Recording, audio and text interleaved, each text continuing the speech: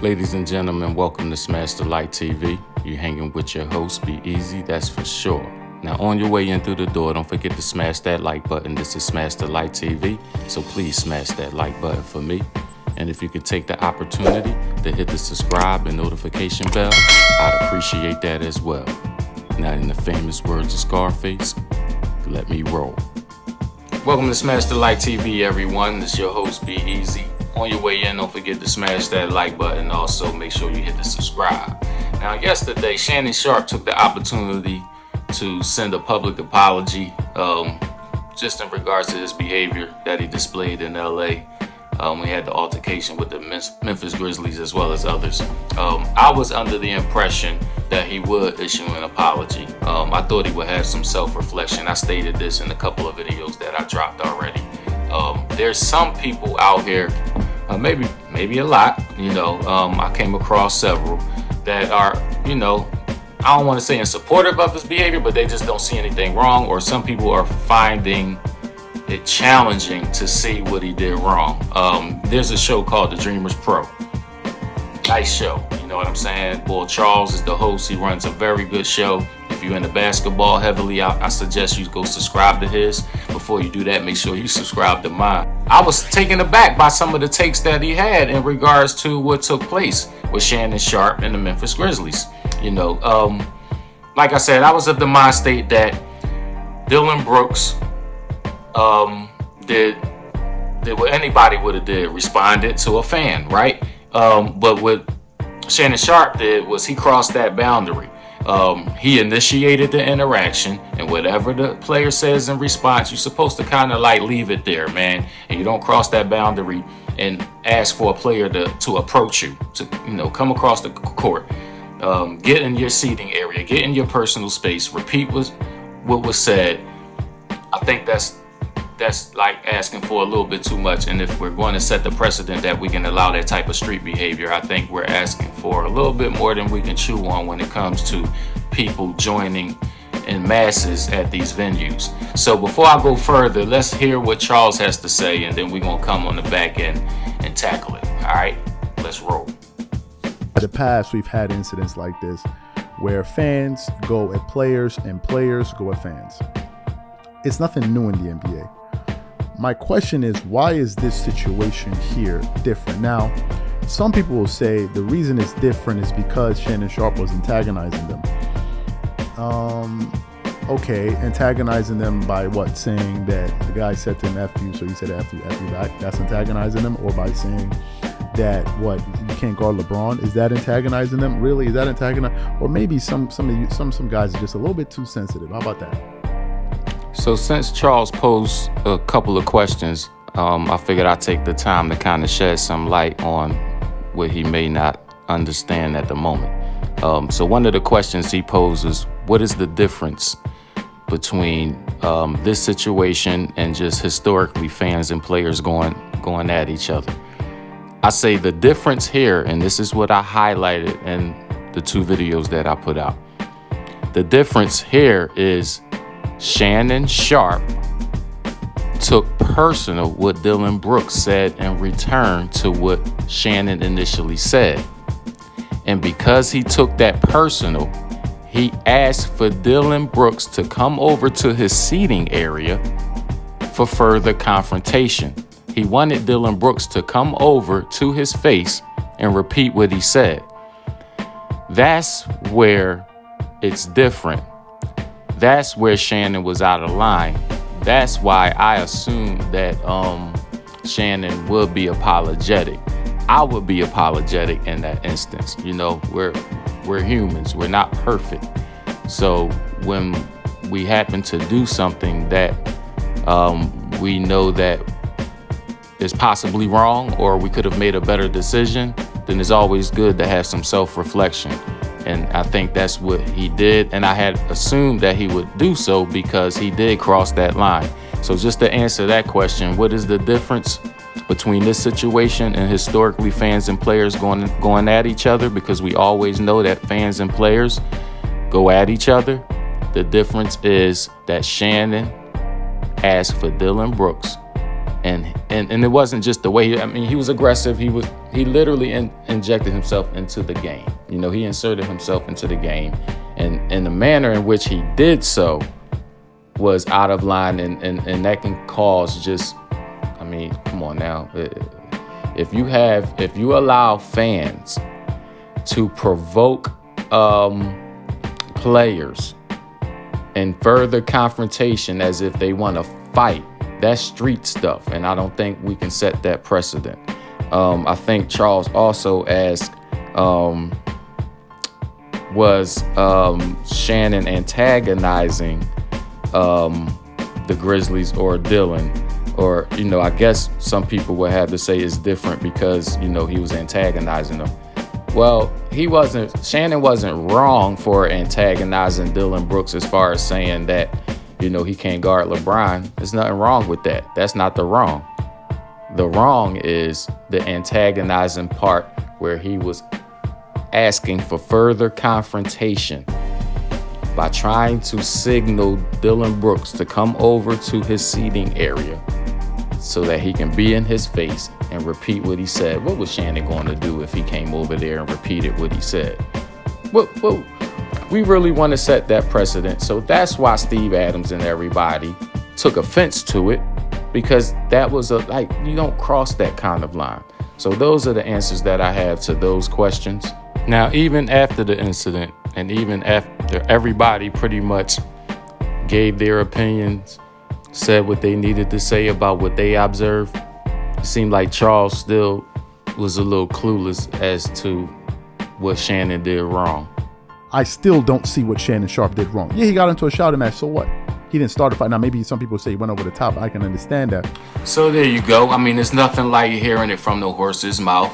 Through his own admission, Charles said he still doesn't see what Shannon Sharpe did wrong. And you know what? It's a lot of people out there like that. And that's why it's people like myself that make videos to try to shed some light on these matters, because in this particular instance, there is a right and wrong. Now, people have opinions. We can agree to disagree. I get all that. But even in between that stuff, you can find a right and wrong. And that's why Shannon apologized.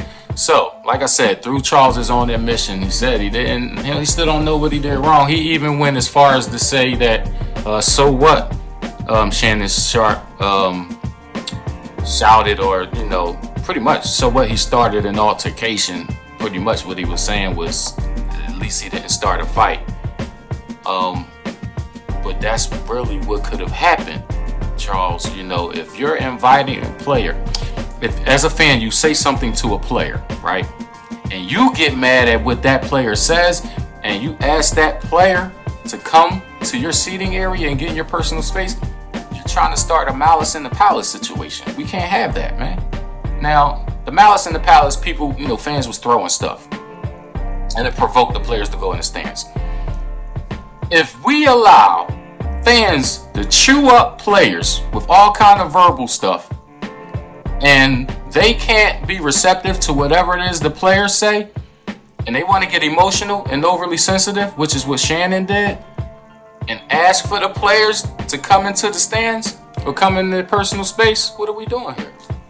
What are we doing here? We can't have that. So I'm just going to shed a little light there just so you can kind of see. We can't have that. All right? If we allow that, like I said, we're asking for more than we could chew on. It's going to get to the point where people don't want to bring their kids. You know, bad enough, it's a lot of sporting events where people don't want to bring their kids because of the belligerent fans, right?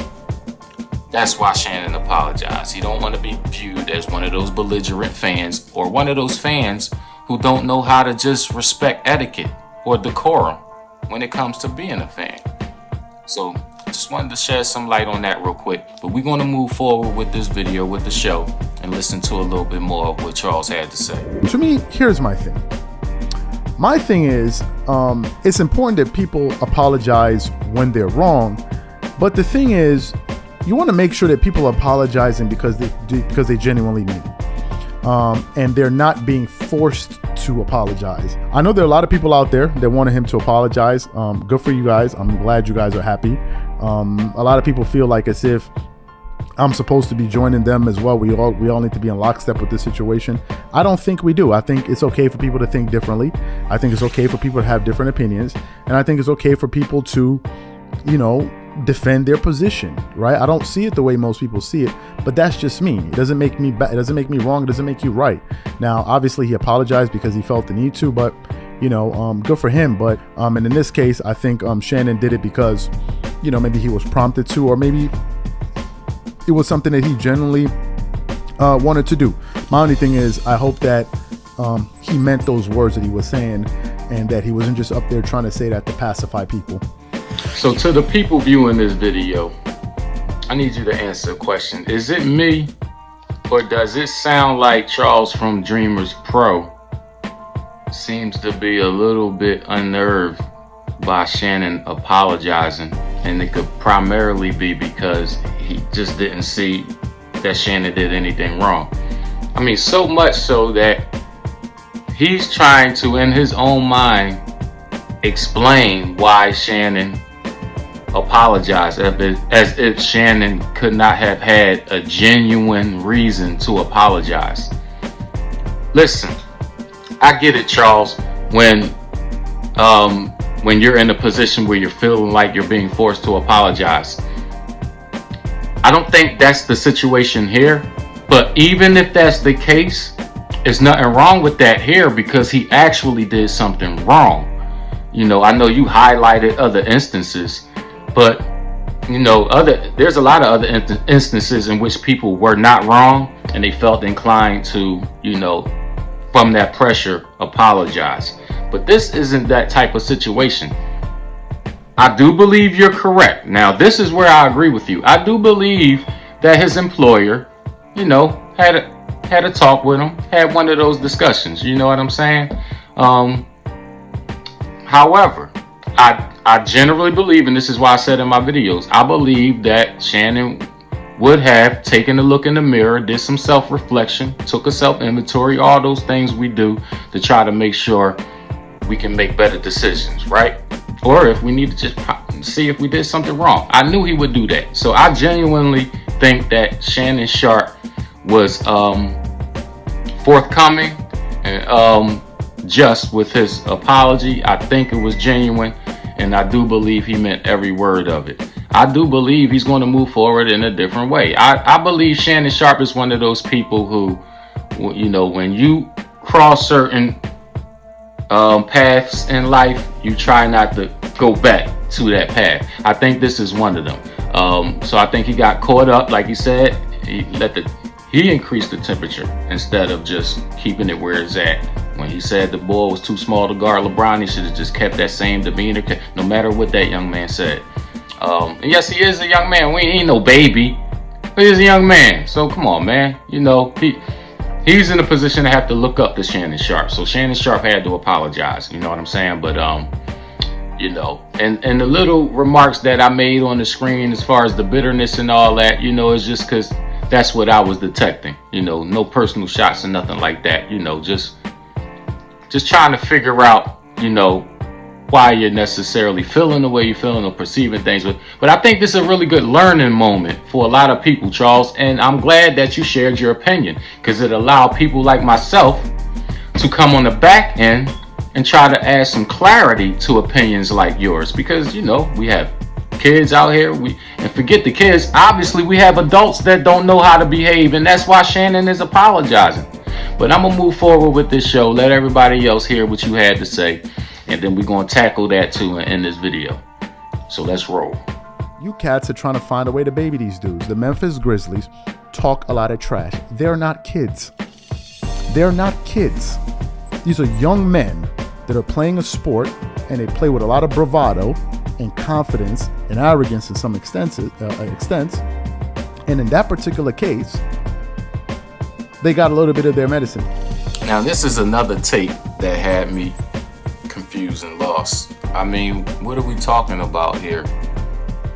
There's trash talk and competition, preferably sports. I mean, what are we talking about here? Teams talk trash, individual players talk trash, fans talk trash. Obviously, isn't that why we have this little discussion going on in society ever since Shannon Sharpe did what he did. So yeah, I mean, you're gonna get the trash talk. Memphis Grizzlies, they ain't do anything wrong, man. You know, they're gonna talk their trash. They're supposed to have a chip on their shoulder. I mean, okay, they do the trash talking where people say, well, you haven't won anything yet. Okay, I get that. But Steve Adams, Ja Morant, none of those players, even T. Morant, none of them were wrong for having something to say to Shannon Sharpe. When fans, especially celebrities, come on, man, asking for players to get in their face for further confrontation, I believe, Charles, you would even say something. Tell me you would even say something. But yeah, that had me lost. Man, they gonna talk trash, man. Let the Memphis Grizzlies be, man. Yeah, they ain't get a dose of their own medicine, man. Yeah, I mean, this isn't gonna stop them. You know, they didn't do nothing wrong. So let's continue on with the show. Listen, I'm not. If it had been another team, that's one thing. But this team, I'm not giving them the benefit of the doubt.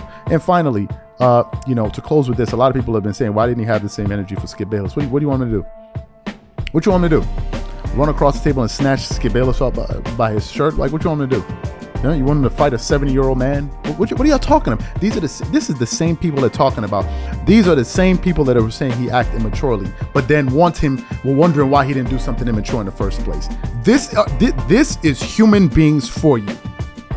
In the one hand, they'll say he acted immaturely. And in the same hand, say, why don't you act that very same way, which they're calling immaturely, the same way with Skip? So yeah, you heard it for yourself. My man ain't cutting the Grizzlies no slack. Well, I'm gonna tell you this, Charles. The Grizzlies not gonna change. But I'll tell you one thing, Shannon Sharpe is gonna change. Shannon Sharpe can't keep doing what he's doing. But the Grizzlies, they can keep talking trash. So that's just a little piece of information for you, man. That can help you out moving forward. Just to let you see where the wrong is at. There's no wrong in talking trash, bro. But there is wrong. What Shannon did. You can't invite players to get in your personal space for further confrontation outside of just fans and players talking trash. That's the dynamic that historically been going on, and we're not going to break that precedent and start allowing fans to inject themselves in games. Tell them to come to their seat and repeat what's being said. We can't have that, bro. We can't have that. So I appreciate your opinion, because your opinion allowed me to come on the back end and shed a little bit more further light on what people seem to need a little bit further understanding about. And I see through your own admission, you know, you still couldn't understand what he did wrong. So that's why we did this video. Also, I do want to say this. I agree with you about the Skip Bayless part, man. If you check a couple of my videos out that I made, I also said with the people, I was one of those people that said I'm not going to criticize him from the Skip Bayless point of view and start chopping him up. I wasn't going to do that. I knew it wasn't much he can do on air, at work, sitting across. I'm under the assumption that off air he said what needed to be said, addressed it how he wanted to, you know. But I'm in agreement with you. So I'm not one of those individuals. You know what I mean? That's, you know, criticizing him for, you know, the bravado in which he showed against the Memphis Grizzlies and T. Morant, but we didn't see that with Skip Bayless. I get that. I get that part. So I'm in complete 100% agreement with that. But yeah, man, listen. To everybody watching this video, drop your comments. Let me know if you're more in agreement with Charles than myself. You know, I always assumed that Shannon would apologize just based on his behavior. You know, he's an elder to a lot of these young folks that are watching him on TV and things like that. I even said it. He gets on his show and addresses other people's conduct. So you have to be cognizant of your own when you're doing that. And he even stated that in his apology. So I saw this coming. Anybody with contrition could see this coming. All right. And that's not to say that people didn't see this coming don't have contrition. But people with contrition definitely saw this coming. And then I'll leave it there. But drop your comments, man. Let me know how you feel about how I broke this down. And Charles, you know, if you were even running to this video, man, salute to you, man, because you got an excellent show. The only reason I dropped this video in response to some of the questions you had and some of the things you said is because I honestly think you run a decent show.